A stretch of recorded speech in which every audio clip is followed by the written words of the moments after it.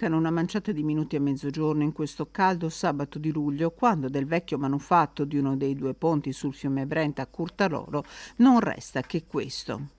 Una giornata cruciale per un'arteria fondamentale di collegamento nord-sud della provincia di Padova, la Valsugana, strada provinciale in questo tratto.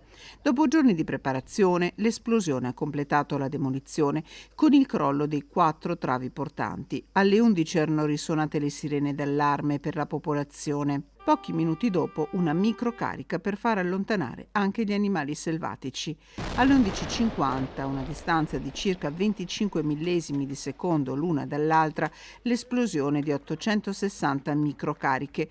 Un cantiere aperto da Veneto Strade, finanziato con 3 milioni di euro dalla Regione grazie ai fondi arrivati in Veneto dopo la tempesta Vaia e con 1 milione di euro dalla provincia di Padova. Oggi è un punto fondamentale di svolta per la nuova viabilità, non solo per quel che riguarda la zona, il Curtarolo e i dintorni, ma anche per tutta l'Alta Padovana e il collegamento con la città di Padova. Possiamo dire anche, sottolineare che è un'operazione impatto ambientale zero.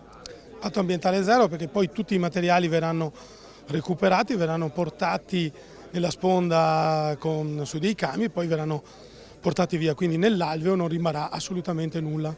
Polvere e ciottoli volati a centinaia di metri di distanza, parte anche nel fiume, dove sono stati raccolti grazie a questi scavatori che li hanno caricati su chiatte.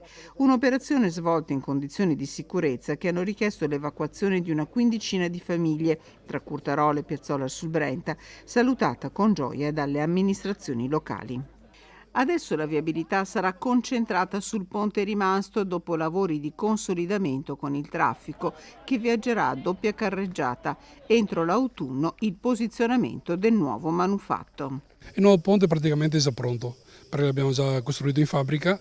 E adesso stiamo facendo il campo di varo, come li vede qua, stiamo gettando la prima spalla, abbiamo già fatto i pali di fondazione che sono profondi 20 metri, no, dove appoggerà la spalla e dove appoggerà il nuovo ponte. E dopodiché verrà assemblato qui a fianco e poi spinto tutto quanto in lunghezza, spinto sopra la spalla e sopra le pile in acqua fino ad arrivare all'altra parte.